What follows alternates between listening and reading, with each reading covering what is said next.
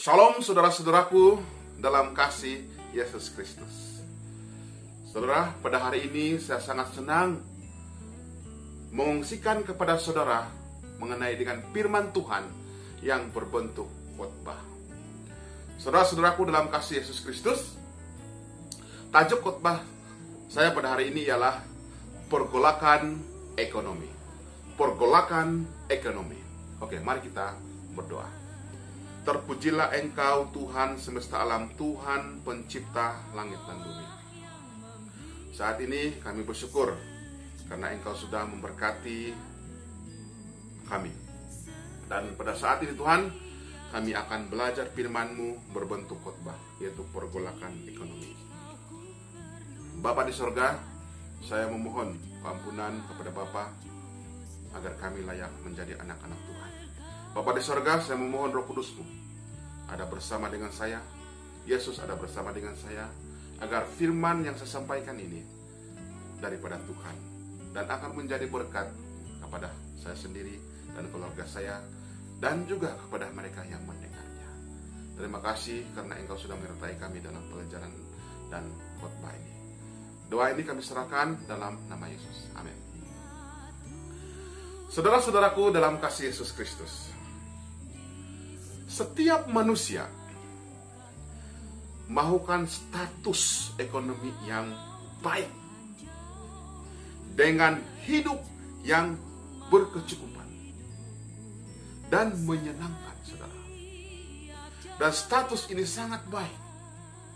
Dan bagaimanakah kita memiliki status seperti ini, saudara?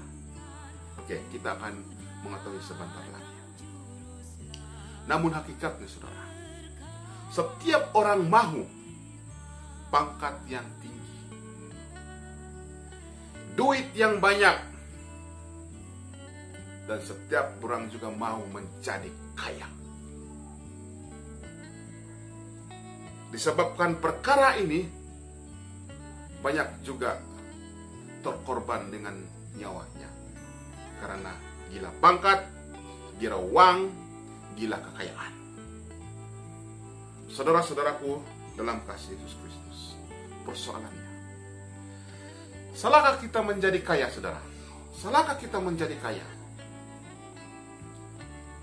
Bagi saya, kita tidak salah menjadi kaya. Kita tidak akan salah menjadi orang kaya, saudara. Namun, kita harus ingat. Saudara, ada dua firman Tuhan yang harus kita ingat apabila kita sudah jadi kaya.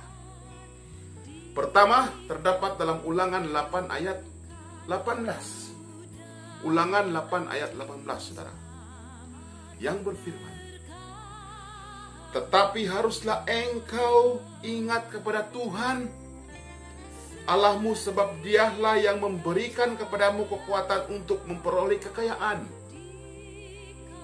dengan maksud meneguhkan perjanjian yang diikrarkannya dengan sumpah kepada nenek moyangmu seperti sekarang ini. Ulangan 8 ayat 18. Saudaraku dalam kasih Yesus Kristus, apabila kita menjadi kaya, jangan pikir itu daripada titik bulu kita. Namun kita harus ingat, siapa yang memberikan kita kekuatan untuk memperoleh kekayaan? Siapa yang memberikan kita kebijaksanaan untuk memperoleh kekayaan? Tidak ada lain adalah Tuhan, pencipta langit dan bumi. Dan kekayaan yang kita miliki itu, saudara, bukanlah hak kita. Harta yang kita miliki itu, saudara, apabila kita jadi kaya, bukanlah hak kita. Karena firman Tuhan mengatakan dalam Mazmur 50 ayat 12, jika aku lapar, tidak usah aku katakan kepadamu, sebab punyakulah dunia dan segala isinya.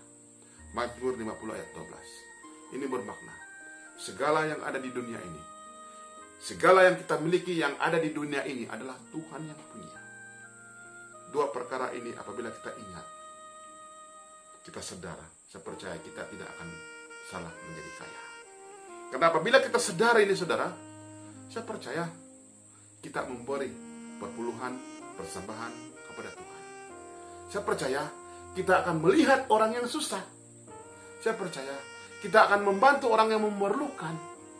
Karena kita ingat dua perkara ini.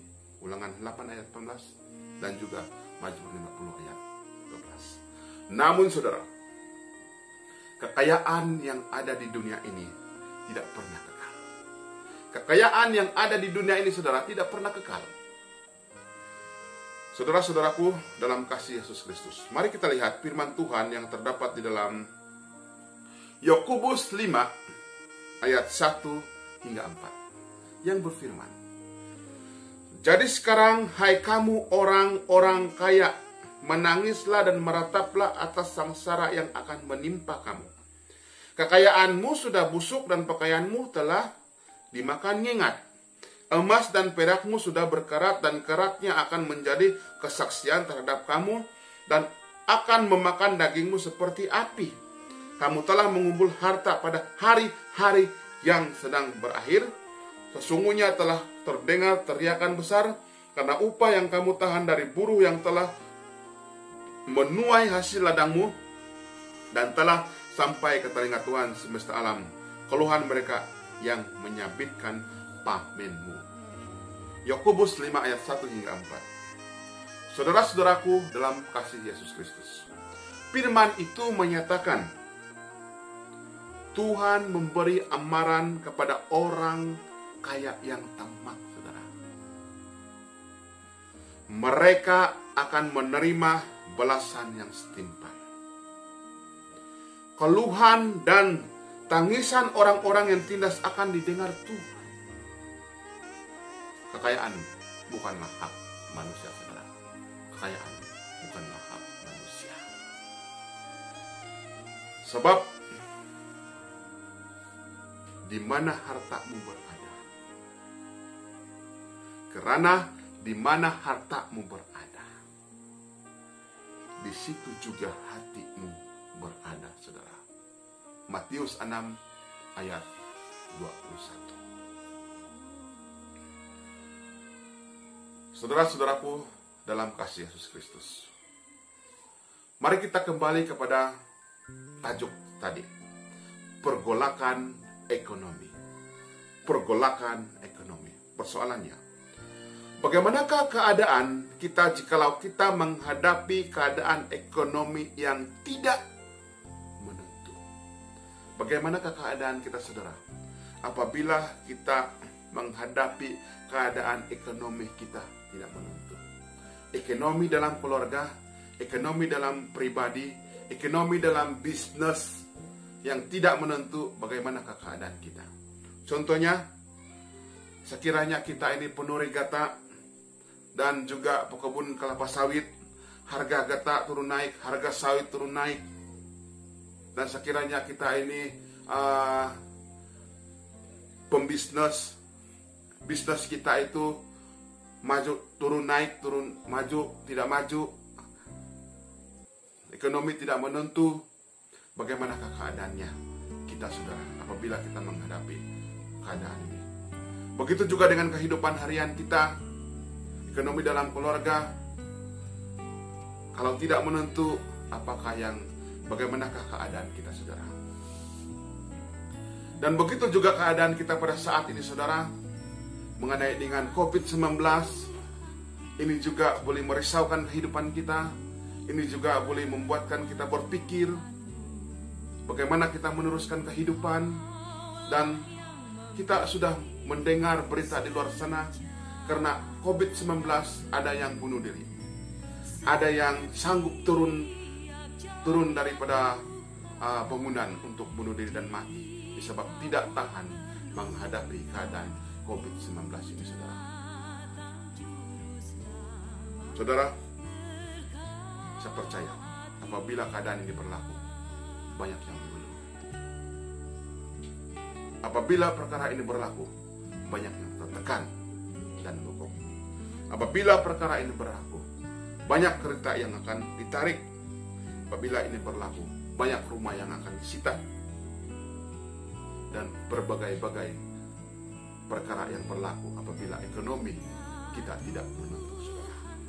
Namun saudara, apakah yang dikatakan oleh Tuhan kepada umatnya yang khawatir akan hidup? Apakah yang Tuhan katakan kepada umatnya yang khawatir akan hidupnya? Oke, mari kita lihat firman Tuhan yang terdapat di dalam Lukas 12 ayat 22 hingga 24 berfirman. Yesus berkata kepada murid-muridnya, "Karena itu aku berkata kepadamu, janganlah khawatir akan hidupmu, akan apa yang hendak kamu makan, dan janganlah khawatir pula akan tubuhmu, akan apa yang hendak kamu pakai. Sebab hidup itu lebih penting daripada makanan, dan tubuh itu lebih penting daripada pakaian. Perhatikanlah burung-burung gagak yang tidak menabur dan tidak menuai dan tidak mempunyai gudang atau lumbung, namun demikian diberikan makan oleh Allah. Betapa jauhnya kamu melebihi burung-burung itu." Kita teruskan firman-Nya, Lukas 12 ayat 29 hingga 31. "Jadi janganlah kamu mempersoalkan apa yang kamu makan atau apa yang akan kamu minum, dan janganlah cemas hatimu. Semua itu dicari bangsa-bangsa di dunia yang tidak mengenal Allah. Akan tetapi Bapamu tahu bahwa kamu memang memerlukan semuanya itu. Tetapi carilah kerajaan-Nya, maka semuanya itu akan ditambahkan juga kepadamu." Saudara-saudaraku dalam kasih Yesus Kristus, firman Tuhan ini sungguh luar biasa. Firman Tuhan ini sungguh menghiburkan kita, saudara. Apabila kita khawatir dalam hidup kita, yang Dia memperlihatkan kita ciptaannya seperti burung-burung, saudara.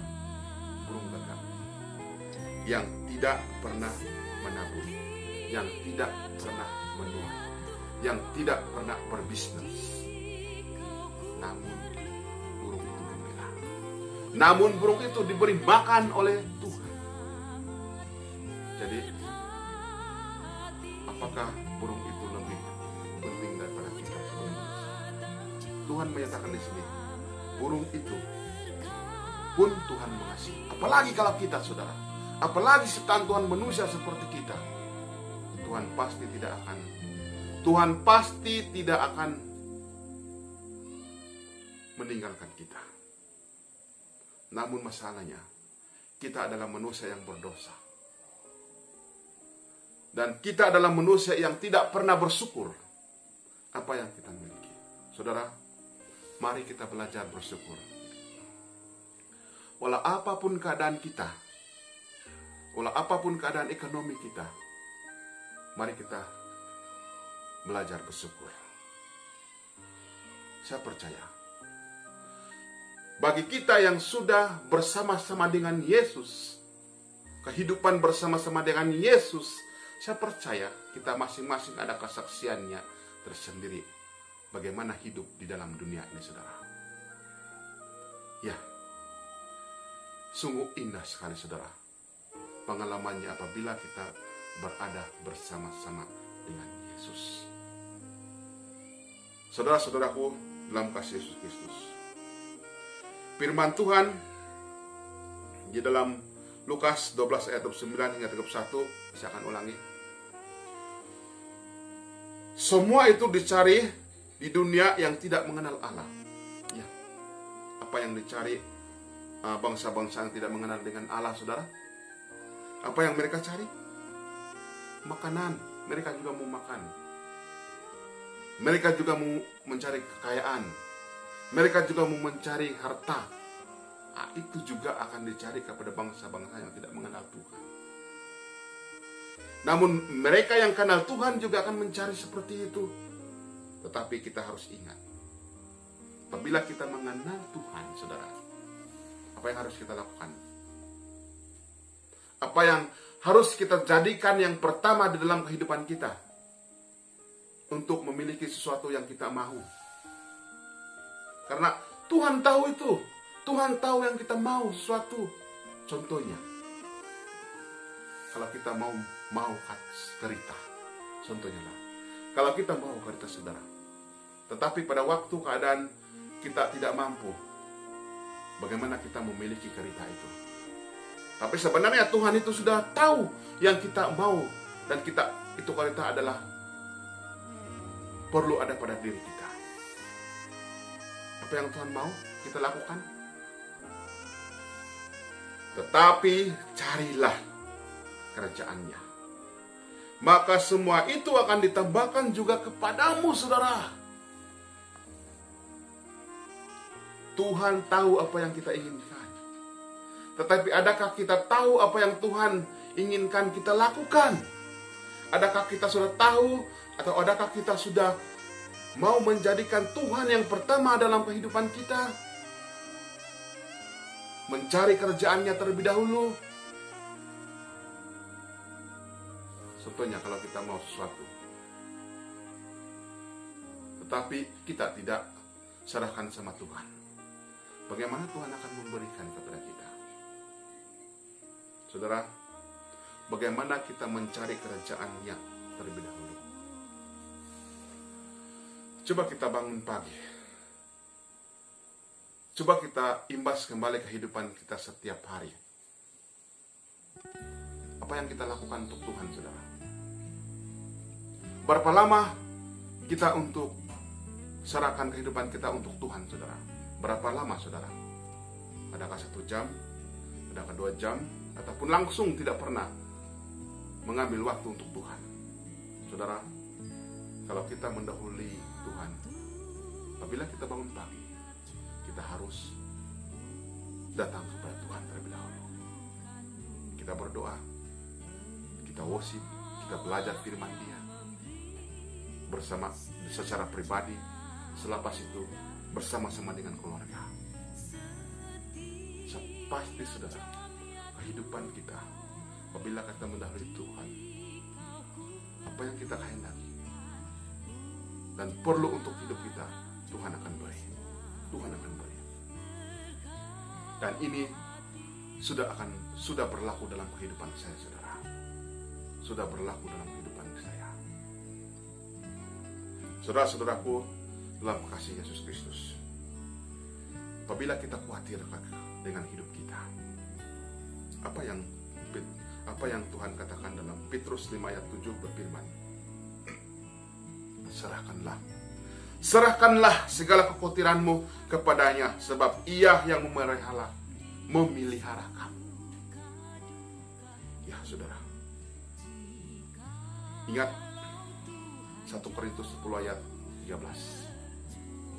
Dalam kehidupan kita di dunia ini, kita tidak akan pernah terlepas daripada pencobaan. Kita tidak akan pernah terlepas dari penderitaan. Tetapi Tuhan tahu, pencobaan yang Tuhan berikan kepada kita itu, Dia tahu adakah kita boleh melawan ataupun tidak. Seperti yang dinyatakan dalam 1 Korintus 10 ayat 13. Pencobaan-pencobaan yang kamu alami ialah pencobaan-pencobaan biasa, yang tidak melebihi kekuatan manusia, sebab Allah setia, dan karena itu Ia tidak akan membiarkan kamu dicobai melampaui kekuatanmu. Pada waktu kamu dicobai, Ia akan memberikan kepadamu jalan keluar, sehingga kamu dapat menanggungnya, saudara. Apabila kita menghadapi pencobaan, apabila kita menghadapi kesulitan dalam kehidupan kita, saudara, kita ingat, saudara, kita ingat Tuhan.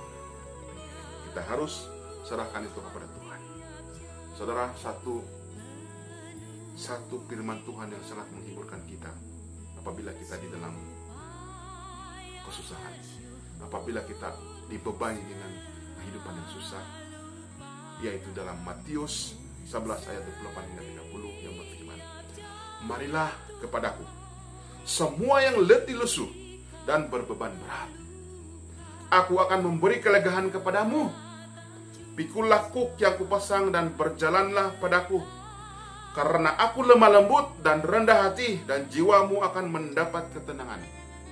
Sebab kuk yang kupasang itu enak dan bebanku pun ringan. Saudara, apabila kita mempunyai masalah dalam kehidupan kita, apapun masalah, sebab kita tidak lari daripada masalah apabila kita berada di dunia ini, saudara, karena dunia ini berdosa. Tapi ingat, ingat firman Tuhan ini, marilah kepadaku. Dan kita harus datang kepada Tuhan, saudara. Kita harus datang kepada Tuhan dan kita harus menyerahkan segala kehidupan kita yang berbeban berat. Contohnya utang, contohnya kesusahan. Kita harus datang kepada Tuhan. Saya percaya Tuhan akan memberikan kita cara bagaimana untuk menyelesaikan beban yang kita alami ini, saudara. Saya percaya itu, saudara. Saya imani itu, saudara. Dan saya percaya saudara juga imani perkara itu. Terima kasih, saudara, atas perhatian kamu mengenai firman Tuhan berbentuk khotbah pergolakan ekonomi.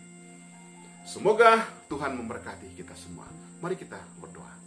Terpujilah Engkau, Tuhan semesta alam, Tuhan pencipta langit dan bumi. Kami bersyukur karena Engkau sudah memberkati kami dengan firman-Mu yang luar biasa. Biarlah firman yang kami dengar sebentar tadi, kami aplikasikan dalam kehidupan kami, agar kehidupan kami sentiasa diberkati Tuhan, agar kami juga akan menjadi berkat kepada orang lain. Terima kasih karena Engkau sudah mendengar doa ini, dan doa ini Tuhan kami serahkan di dalam nama Yesus. Amin.